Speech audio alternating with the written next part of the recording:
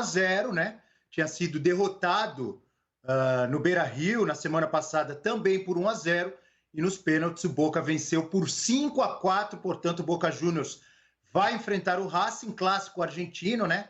Nas quartas de final da Libertadores. O confronto começa na semana que vem e o Internacional eliminado. Daqui a pouco a gente traz os detalhes, traz o gol, também as cobranças de pênaltis dessa eliminação do Internacional e classificação do Boca para as quartas de final da Libertadores da América. Voltamos a falar do tricolor do Morumbi, do Campeonato Brasileiro, porque a gente tem uma tela interessante, né? Esse jogo de hoje, essa vitória de 4-0 do São Paulo sobre o Botafogo, era um jogo atrasado, adiado, da 18ª rodada, portanto agora a gente tem aí a conclusão do primeiro turno. Então a gente tem uma tela que a gente vai mostrar para vocês, olha aí, ó. Já está na tela do debate final. São Paulo campeão do primeiro turno, com 37 pontos ganhos. O Internacional fez 35, o Flamengo 35 e o Atlético Mineiro 32. Com tantos jogos adiados, né? Disputados muito tempo depois, já durante o segundo turno, só agora que a gente pôde finalizar essa pontuação, essa classificação do primeiro turno do Campeonato Brasileiro. O Abel. Costuma significar muito, né, Rodrigo Bueno? Além de quase todos os anos o campeão do primeiro turno se sagrar o campeão, a gente vê que agora o São Paulo já abriu 7 pontos de vantagem para o segundo colocado. Diga lá, Rodrigo Bueno.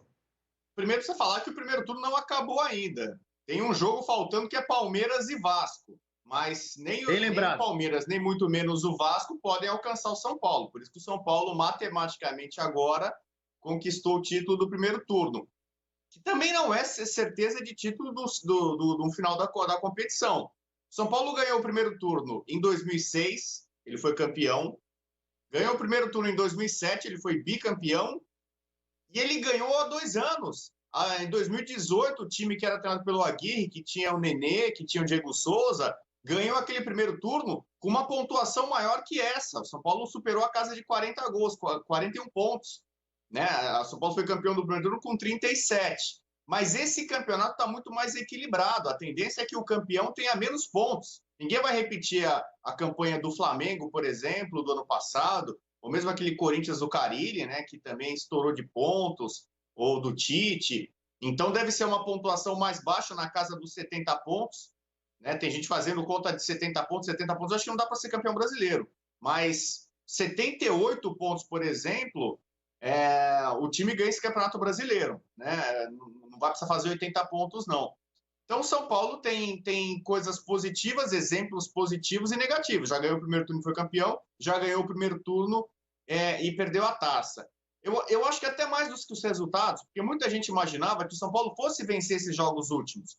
O São Paulo pegou o Goiás, que era o lanterna, pegou o Botafogo, que está na zona de rebaixamento em crise, né, complicadíssimo, não mostra poder de reação. Na partida do primeiro tempo já estava entregue, o São Paulo tem méritos nisso. Mas o São Paulo agora que vai começar a enfrentar uma tabela um pouquinho mais complicada. Começando com o clássico em Itaquera, depois tem o Galo no Morumbi, que é confronto direto. Aí o São Paulo já parte para a Copa do Brasil, que é um velho sonho são paulino. Né? Aí tem um jogo contra o Fluminense no Maracanã, que talvez o Diniz poupe jogadores nessa partida, porque ela fica justamente no meio entre as partidas contra o Grêmio da Copa do Brasil. Mas a tendência, eu acho, uma boa chance do São Paulo terminar este ano de 2020 na ponta. O Flamengo, que eu acho que ainda é o melhor elenco do Brasil, o Flamengo dos próximos 5 jogos faz 4 em casa. 4 em casa. Então o Flamengo pode ainda encostar no São Paulo, se aproximar do São Paulo. E só no dia 27 de janeiro que a gente vai ter todo mundo com o mesmo número de jogos. Porque vai ter Palmeiras e Vasco, e Grêmio e Flamengo. Né? Aí a gente vai ter exata noção da vantagem que o São Paulo tem em relação ao rubro-negro carioca e também ao Grêmio, né? Que ainda também aspira o título. Acho que o desempenho do São Paulo melhorou muito. O jogo de toque de bola do São Paulo tá muito ensaiadinho, tá funcionando muito bem. O Botafogo simplesmente não achava o São Paulo nessa partida. Olha, no primeiro tempo, muita gente acompanhando a partida ficou com pena do Botafogo. Né? O São Paulo poderia ter feito um placar muito enorme já na primeira etapa, e era aquele toque me voe argentino. de empolgar mesmo. Os torcedores do São Paulo estão empolgados não só com a tabela, com os resultados, mas agora com desempenho. A partida de hoje, praticamente todo mundo jogou bem. A pior nota que você pode dar para o São Paulo é um 6,5. O time está realmente muito bem treinado a essa altura. O fato de não trocar, de não ficar mexendo muito, todo mundo já sabe mais ou menos decore e salteado do time titular do São Paulo. Hoje não teve Daniel Alves. Isso ajuda nessa pequena orquestra do dinizismo, né? Se o São Paulo não tirasse o pé, certamente ia trucidar o Botafogo, mas o São Paulo já dá clara demonstração de que está pensando no campeonato. E é mais fácil, a meu ver, o São Paulo ser campeão brasileiro nos pontos corridos, com esse tipo de time bem azeitado. Ainda não é o maior time do universo, não é o melhor elenco, não é caro, mas é um time difícil de ser batido, né? Tem essa sequência invicta. É um time que aprendeu a se defender bem. É mais uma partida com clean sheet, como gosta de falar o técnico Tite da seleção brasileira, sem ser vazado, né? Não foi vazado nas últimas partidas, contra o Sport, contra o Goiás e nessa. A melhor defesa da competição, o segundo melhor ataque. O Brenner e o Luciano fazendo uma dupla absolutamente encantada. Tá difícil de achar defeito nesse momento no time de São Paulo. Sempre tem coisa para corrigir e melhorar. Vamos ver como vai ser o comportamento agora com esses adversários que vão exigir mais do São Paulo. O Corinthians mais descansado, certamente vai querer manter o tabu em Itaquera. Deve ser um grande jogo, um grande majestoso. Lembrando que o São Paulo não perdeu o Clássico esse ano. O São Paulo até o ano passado era saco de pancada em Clássico. O Santos não ganhou nenhum. O São Paulo não perdeu nenhum, né? O São Paulo ganhou 2 vezes do Corinthians e empatou a outra neste ano de 2020. Olha, eu dei uma olhada aqui na hashtag Debate Final Fox Sports e alguns amigos internautas, como o Jaques, o Soares, lembrando que são 17 jogos invictos do São Paulo e não 17 vitórias seguidas. Eu nem percebi se apareceu aqui na nossa tarja, mas enfim, se a gente errou, a gente pede desculpa, mas são 17 jogos de invencibilidade, obviamente, e não 17 vitórias seguidas do tricolor do Morumbi. Jorge Nicola, falando um pouco mais da liderança do São Paulo, quem é que você vê, qual time você vê que pode chegar de repente e tirar esse título do São Paulo? Lembrando, antes de você responder, Nicola, que desde 2006, quando o campeonato passou a ser disputado em pontos corridos, a gente tem inclusive uma tela para mostrar aí, a gente pode colocar aí, só 3 clubes, olha, que terminaram o primeiro turno como campeões, não foram campeões. O Grêmio, o Atlético Mineiro e o Internacional, Nicola. São Paulo, obviamente, nesse momento é o grande favorito, mas quem você vê aí com possibilidade, de repente, de chegar e tirar esse título do tricolor?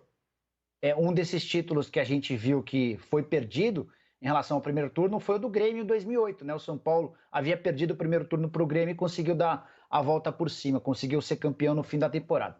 Estava fazendo as contas aqui, até em cima do que disse o Rodrigo Bueno agora há pouco. São Paulo foi a 50 pontos. E aí eu vou esquecer o Campeonato Brasileiro do ano passado, que foi um campeonato de exceção. A gente teve um Flamengo campeão com 90 pontos e o vice-campeão e o terceiro colocados com 74 pontos. Foi um campeonato onde os ponteiros pontuaram demais. Essa não é exceção à regra, essa é uma exceção à regra.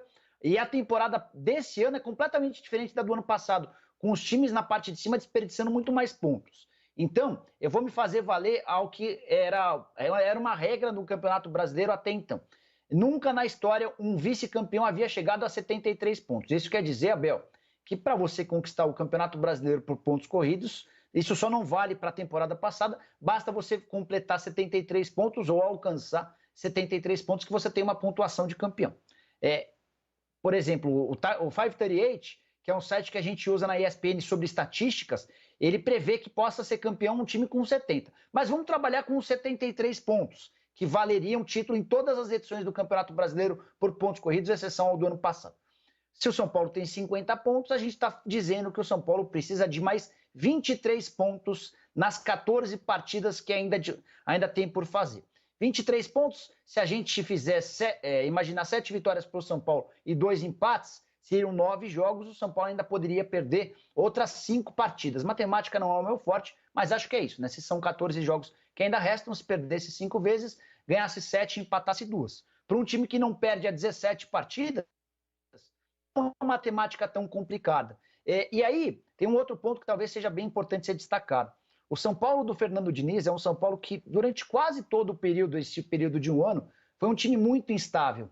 Aquele time em que, quando você não apostava nada, ele ia conseguir um resultado. Mas que, quando você apostava muito, o São Paulo ia e frustrava os torcedores. As frustrações foram uma grande marca do trabalho ou da administração do Leco, do Raí e também do Fernando Diniz. Algumas frustrações ou alguns vexames históricos, como a eliminação para o Mirassol.